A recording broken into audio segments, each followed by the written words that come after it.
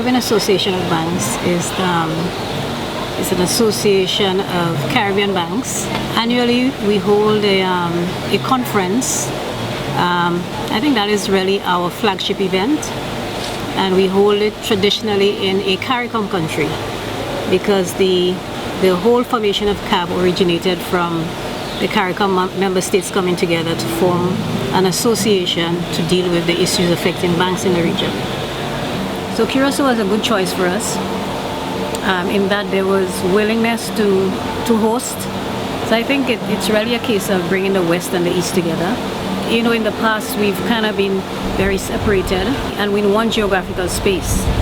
And I think, you know, there have been maybe language barriers, and that shouldn't be a barrier because I think almost everybody here speaks English.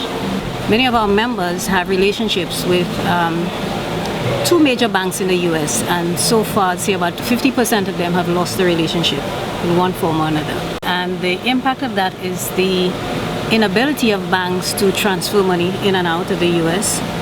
And as you're aware, the US is our major trading partner, and that at some point will impact the governments as well in terms of, you know, payments for tourism, goods and services. We import a lot from the US.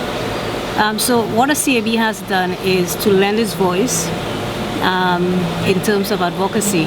Nou kijk, wat Joanne net zei, dat geldt ook voor de Dutch Caribbean. Het is niet dat wij anders zijn, we zijn ook onderdeel van het Caribisch gebied en we hebben dezelfde relaties met Amerika als trading partner. Dus we hebben ook de correspondentbank-problemen die de East Caribbean hebben. Dus eigenlijk is het heel belangrijk om samen een blok te vormen om dit probleem of deze challenge op te lossen.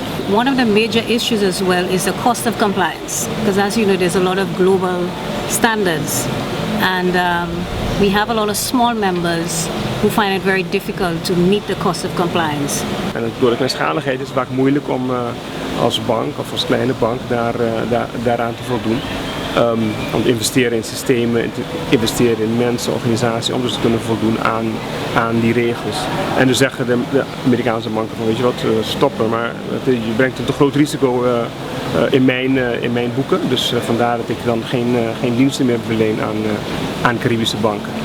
Verder is er ook vaak gezegd dat technologie een hele belangrijke rol in de oplossing moet gaan spelen. Want technologie kan je een heleboel bereiken om de regels of om goed aan de regels te voldoen. En ook daar zie je dat langzaam maar zeker banken daar meer open voor staan om wat meer te gaan investeren in technologie. Nou, de Europese link met de Dutch Caribbean, dat is er altijd geweest en dat blijft ook wel bestaan. En die link, het corresponderen met Europese banken, dat gaat nog wel goed.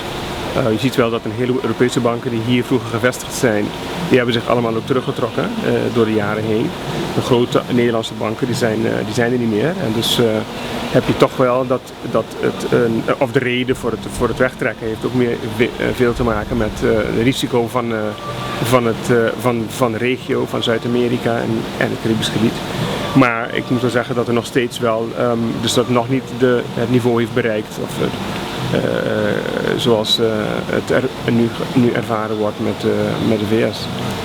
And we're hoping that the conference will not just create awareness of the Caribbean Association of Banks, but also that it will create an avenue for an exchange of information and ideas.